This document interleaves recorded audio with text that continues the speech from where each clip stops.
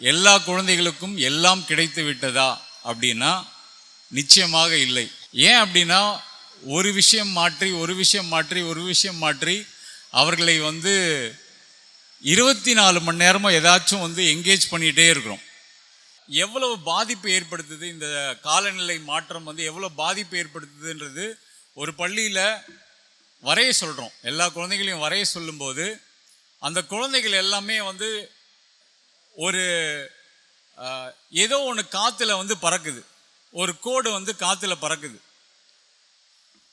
என்ன கோடு அப்படின்னு புரியல. அந்த ஓவியங்கள்லாம் திரும்பி பார்க்கும்போது அது என்ன கோடுன்னு எங்களுக்கு புரியவே இல்லை. அது பார்த்தாலே எங்களுக்கு பயமாக இருக்குன்னு வேற 2-3 குழந்தைகள் சொன்னாங்க. அதன் பிறகு தான் கேட்டப்புறம் அது என்னன்னா, அவர்களுக்கு அந்த கஜா புயல் நேரத்தில் காற்றுல பாம்பு பறந்து அதை பார்த்துருக்காங்க அந்த குழந்தைகள். அது ஒரு ஆழ் மனசில் ஒரு ஆழமான பாதிப்பை ஏற்படுத்துது. அதாவது காலநிலை மாற்றம் ஒரு அது என்ன மழை பெய்ய போகுது, இல்லை வெள்ளம் வரப்போகுது, அதுக்கப்புறம் திரும்பி நார்மல் ஆகிட போகுதுன்றது நிலையில் இல்லாமல் குழந்தைகள் அதனால் உளவியல் ரீதியாக நிறைய பாதிப்புகளுக்கு உள்ளாகிறாங்க.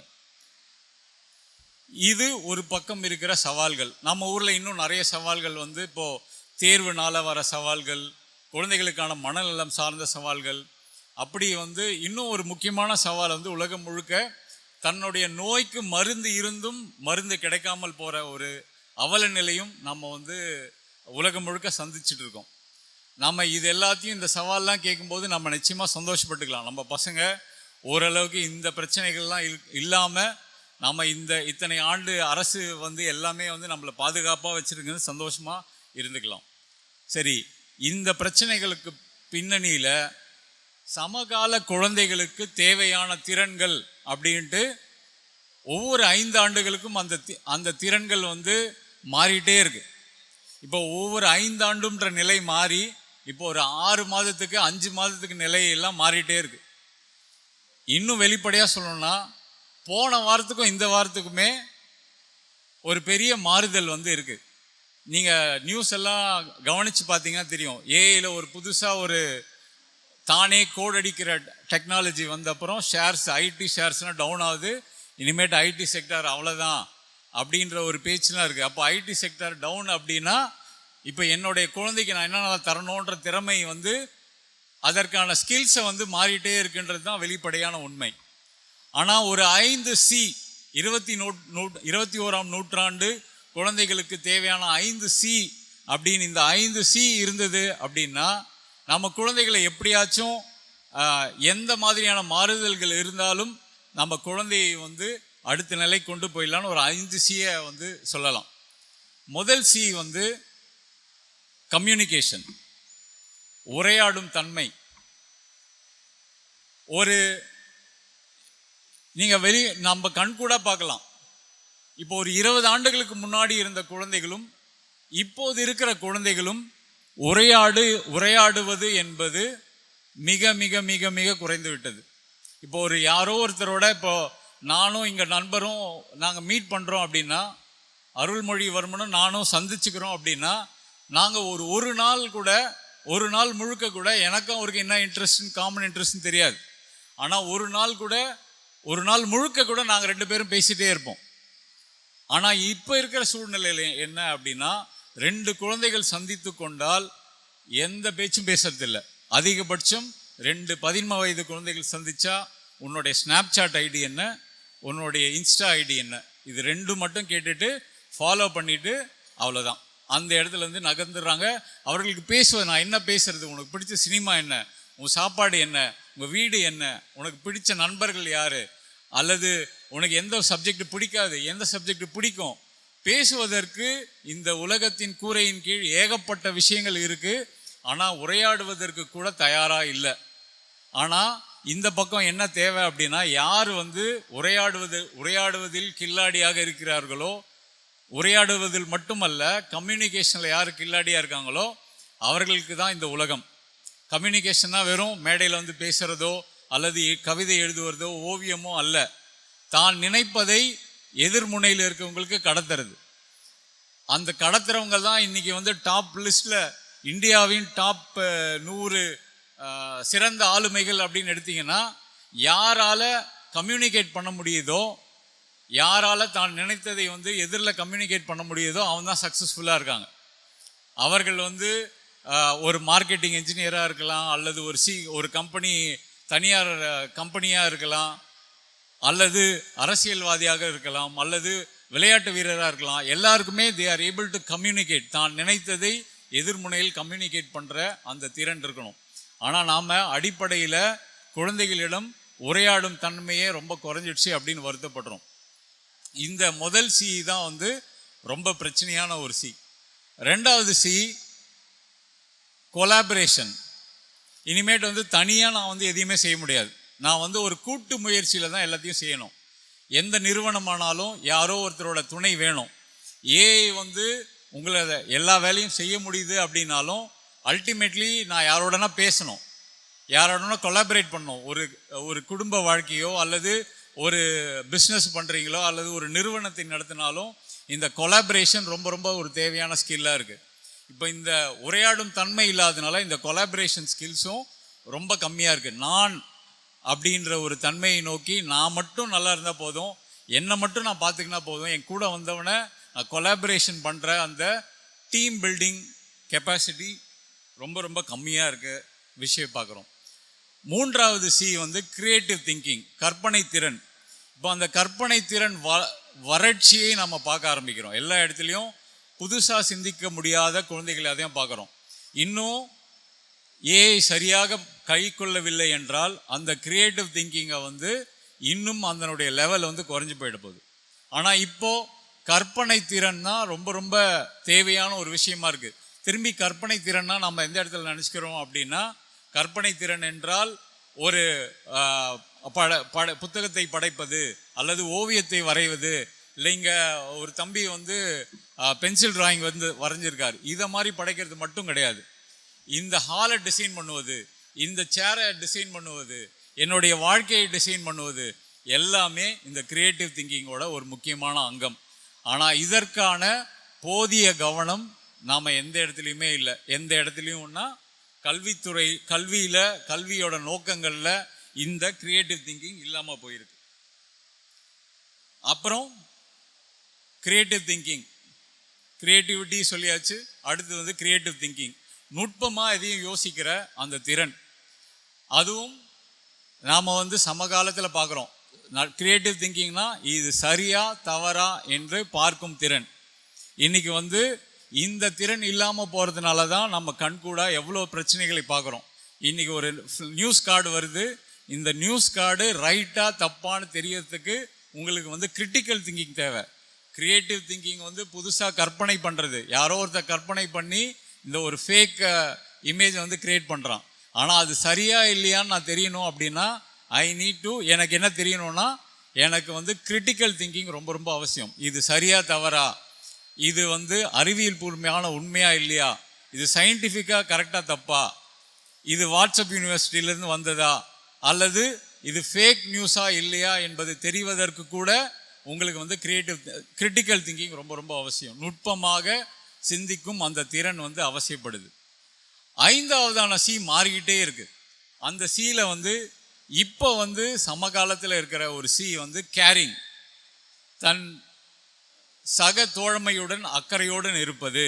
ஏன்னா அது வந்து ரொம்ப குறைஞ்சி போயிடுச்சு அப்படின்னு வந்து ஃபீல் பண்ணுறாங்க. தன்னுடைய தாய் மீது, தந்தை மீது, அல்லது வீட்டில் இருக்கிற உறவினர்கள் மீது, நண்பர்கள் மீது, பணிபுரிகிற இடங்களில் எல்லா இடத்துலையும் அந்த கேரிங்ன்ற தன்மை ரொம்ப ரொம்ப குறைஞ்சி போயிடுச்சு அப்படின்னு வந்து இந்த 5 சியில் இந்த கேரிங், கம்யூனிகேஷன், கிரியேட்டிவ் திங்கிங், அப்புறம் கொலாபரேஷன், இந்த 5 சி வந்து தேவையான திறன்களாக இருக்குது.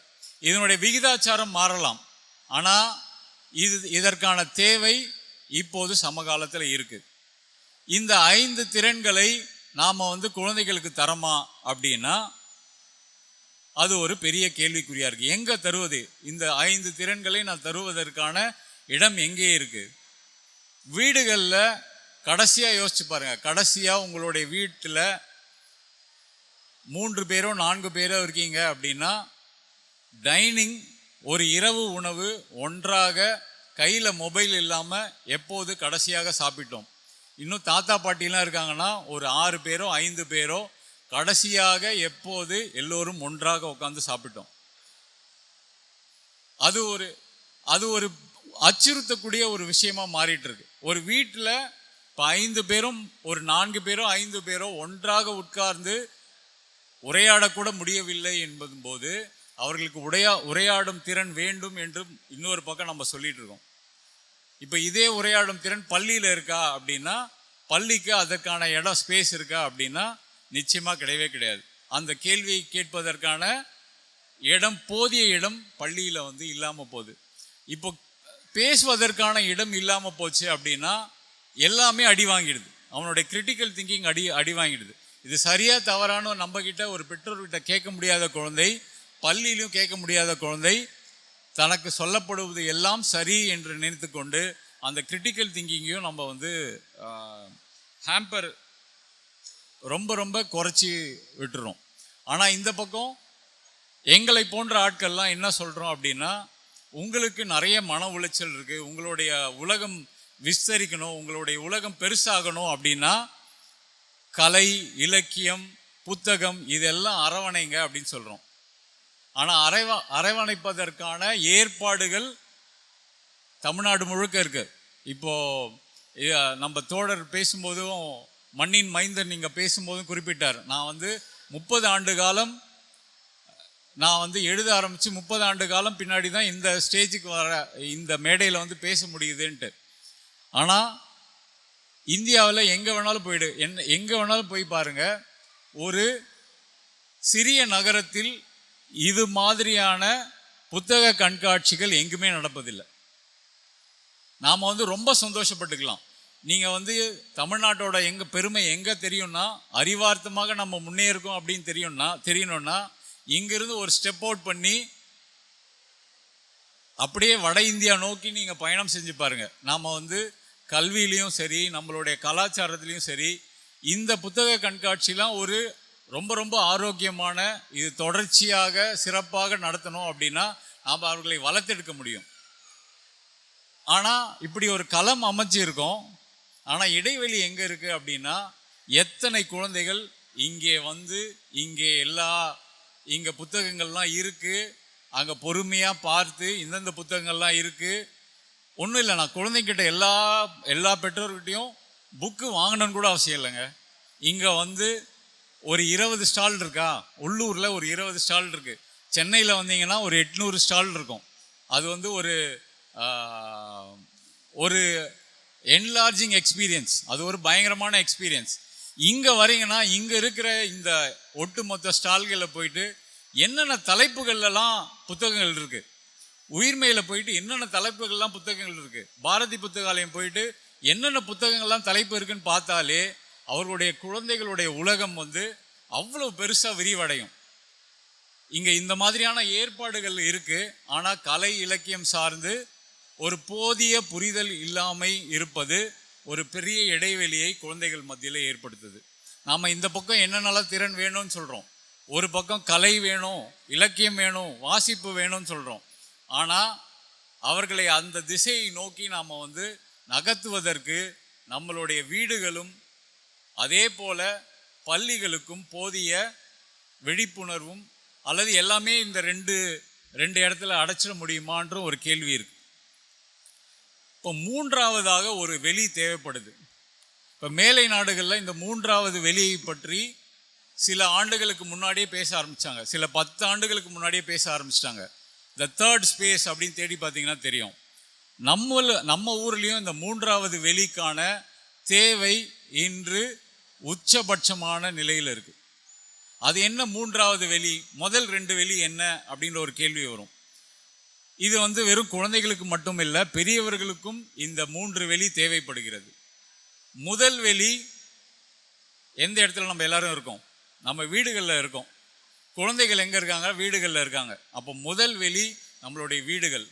இரண்டாவது வெளி, நாம் பள்ளிக்கு போகிறோமா பள்ளி, அலுவலகம் போகிறோமா அலுவலகம், அல்லது கல்லூரிக்கு போகிறோன்னா கல்லூரி.